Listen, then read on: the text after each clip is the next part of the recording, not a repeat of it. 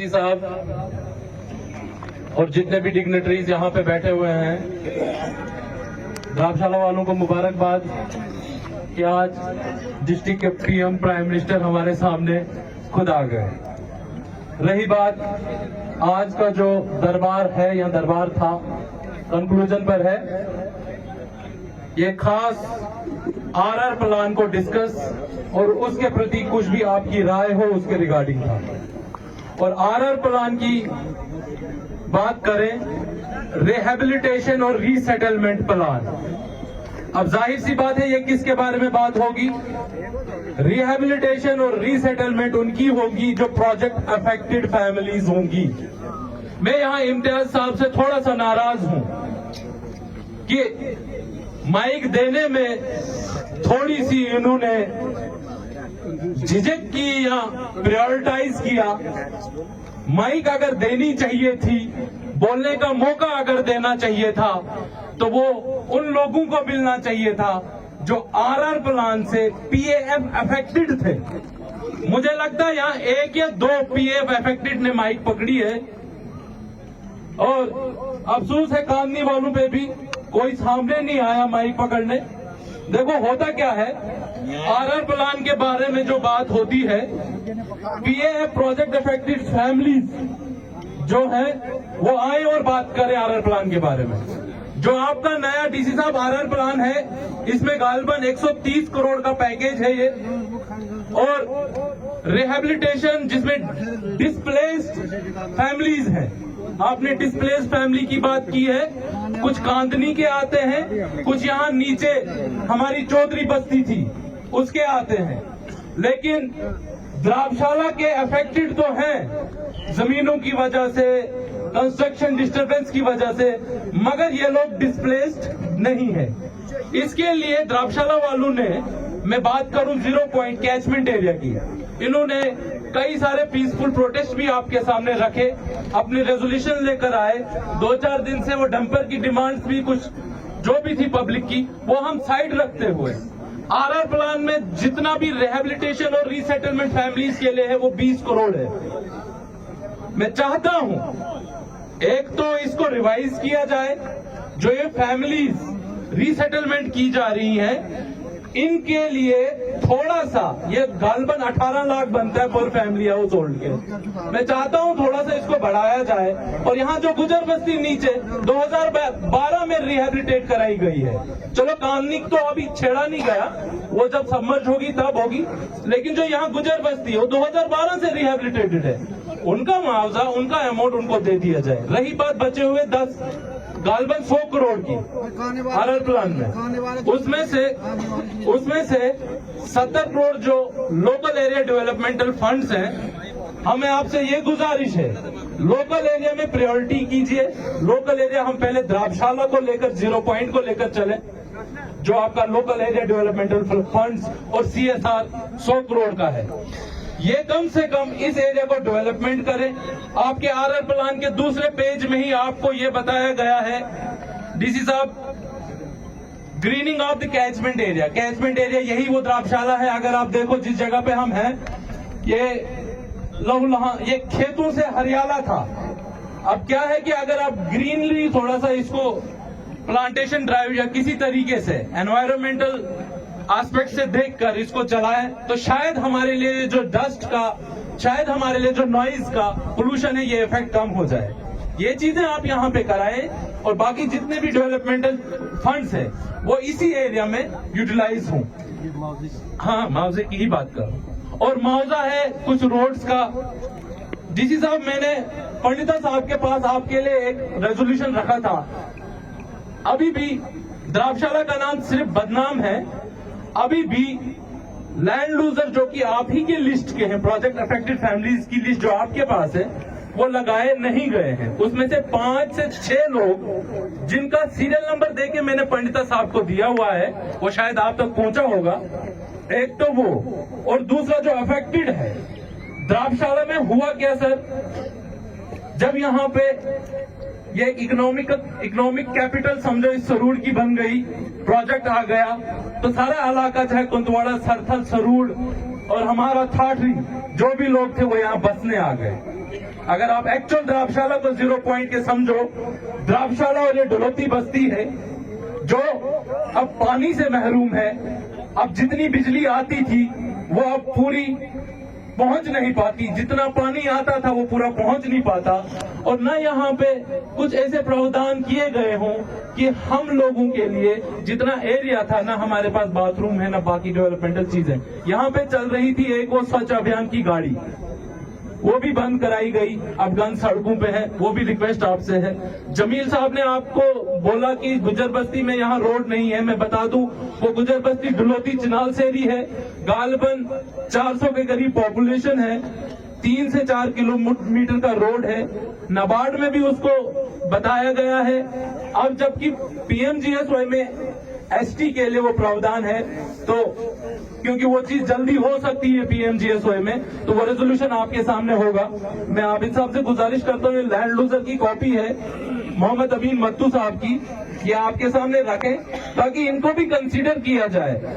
ये जॉबलेस है, ये जॉबलेस है, जबकि प्रोजेक्ट में हमारे हरपाल साहब कह रहे हैं 1700 लगाए गए होंगे, लेकिन जो प्रायोरिटी होनी चाहिए थी लगाने की वो 0 है। क्यों 0 है? एक फैमिली के 5-5 लोग लगाए जाते हैं, 5-5 भाई लगाए जाते हैं, और उसी फैमिली के वो 5 भाई नीचे प्रोजेक्ट में गाड़ियां भी लगाते हैं। और एक गरीब का बच्चा डैम टॉप पे रहता है, वो कब से चिल्ला रहा है जनाब मैं ड्राइवर हूं, मैं हैवी व्हीकल ड्राइवर हूं, उसकी कोई पूछ नहीं है। क्यों? हरपाल साहब के साथ डायरेक्ट ऊपर से कोई जाता है भाई ये लगाने हैं, नाम द्राक्षाला का बदनाम है, द्राक्षाला के कोई लगे नहीं। तो मैंने जो लिस्ट दी हुई है पंडिता साहब के पास, मैं गुजारिश करता हूं उसको एम्फेसाइज कीजिए, उसको चेक और वेरीफाई कीजिए। हम कोई न सियासत कर रहे हैं न कुछ। हाँ, और हरपाल साहब से भी रिक्वेस्ट है, जो सोने का अंडा देने वाली मुर्गी है।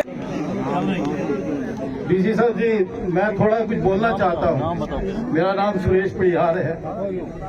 सर, मैं मेगा के बारे में कुछ बोलना चाहता हूँ कि मैंने इस कंपनी में 6 कंपनी में मैंने काम किया, 6ठी कंपनी मेरी मेगा थी। इन्होंने एक कानून निकाला डीसी साहब, मैं आपके कानून में ये बात सुनाना चाहता हूँ। मैंने आज तक बहुत प्रोजेक्टों में काम किया हुआ है, जयप्रकाश कंपनी में, डीएसपी कंपनी में, पटेल कंपनी में, एल&टी कंपनी में मैंने काम किया हुआ है। इन्होंने एक कानून निकाला हुआ कि भाई आप रिटायरमेंट कर रहे हैं, 6-7 बंदों को इन्होंने रिटायरमेंट की। मैंने मेगा वालों को पूछा कि भाई आप एक लेटर मुझे दीजिए कि आपने किस लेटर में आप ये बंदों को निकाल रहे हो। बोलते जी इनकी उम्र हो गई। सर, मैंने जिस कंपनी में मैंने काम किया हुआ था, मैंने वहां उस वक्त जो इंचार्ज था उसकी ट्रांसफर हो गई। सर, अगर कंपनी से बंदा निकाला जाता है उसका हिसाब किया जाता है। एक ठेकेदार के साथ एक मजदूर काम करता है, उसका जब फाइनल होता है उसको वो हिसाब दिया जाता है, उसको घर नहीं भेजा जाता है, उसका पैसा दिया जाता है। मैंने मेगा को पूछा कि भाई आपने तो हमें निकाला हुआ है, आप हमें क्या दे रहे हैं? बोलते जी हमारे कानून में कुछ नहीं लिखा हुआ। मैं बोला आप कानून दिखाइए। आप वो लेटर निकाले कि आपने हमें रिटायरमेंट किया हुआ है। और सर, हमारा जो पैसा कटता है पीएफ, ये पूरे हर कंपनी में पीएफ कटता है हर वर्कर का। मैंने इनके पास 10 बार गया सर। मैंने इनको बोला कि भाई मेरा जो पैसा कटा हुआ है वो पैसा कहाँ है? मेरा 92,000 पैसा कटा हुआ है सर। जब मैं इनके पास चला गया, बोलते जी आपका नाम ही नहीं है, आपका नाम ही नहीं है, आपका पैसा है ही नहीं। मैं बोला मेरा पैसा कहाँ गया? मैंने हर मुलाजिम से पूछा। इनका जो एचआर में अमन दत्ता जी हैं, 6 बार मैं उसके पास गया, 6 बार उसके पास पैसा भेज गया सर, और उसने बोला कि मैं कर रहा हूं भाई, आपका पैसा भेज रहा हूं। मुझे जून में निकाला गया। मैंने इनको लेटर मांगा कि भाई आपने वो लेटर दीजिए, आपका किस कानून में लिखा हुआ। मेरे जितने भी साथी कंपनी में काम कर रहे हैं उनकी उम्र 62 साल 64 साल है, वो अभी भी कंपनी में काम कर रहे हैं। मगर मेगा में ऐसा उसूल कहाँ से है, ये उस कानून ने बताए, लिख के लेटर दिखाए कि भाई हम आपको रिटायरमेंट कर रहे हैं। न कोई हमारा इसमें हिसाब, 6 बंदे कोर्ट में घूम रहे हैं। मैंने कोर्ट में केस नहीं किया क्योंकि मैं दूसरी कंपनी में भी जाना चाहता हूं सर, मगर इन्होंने ये मेगा के वर्कर ऐसे बैठे हुए हैं HR में जो हमें पैसा मांगते हैं 10-10 हजार रुपया कि भाई आप हमें पैसा दीजिए, हम आपका काम करेंगे। अब आप बताएं सर, अगर हमारा पैसा काटा हुआ पैसा वो हमें नहीं मिलेगा, ये मेगा का ये हाल है आप सर इस पे पूरा ध्यान दीजिए सर, इससे ज्यादा मैं कुछ नहीं बोलना चाहता। जनाब बाइज्जत बाविकार DC साहब और हमारे तहसीलदार साहब और बाकी जितने भी यहाँ मौजूद साहिबान बैठे हैं, हम इनका शुक्रिया अदा करते हैं। और मैं एक शेर DC साहब के लिए बोलना चाहता हूँ। वो आए थे हम सैर करने, सैर गुलशन कर चले, संभाल माली बाग अपना, हम तो अपने घर चले। ये इसलिए इनको कह रहा हूँ मैं, 2010 में इनके कहने पे हमने प्रोजेक्ट के लिए इन्होंने हमें जबरदस्ती चेक पकड़ाए थे कि लो भाई यहाँ आपको एक तोहफा आया है, इसको आप कामयाब कीजिए। और बगैर मुआवजे के हमने इनसे वो चेक लेके अपनी जमीन जो भी थी उनको प्रोवाइड प्रोजेक्ट को दे दी।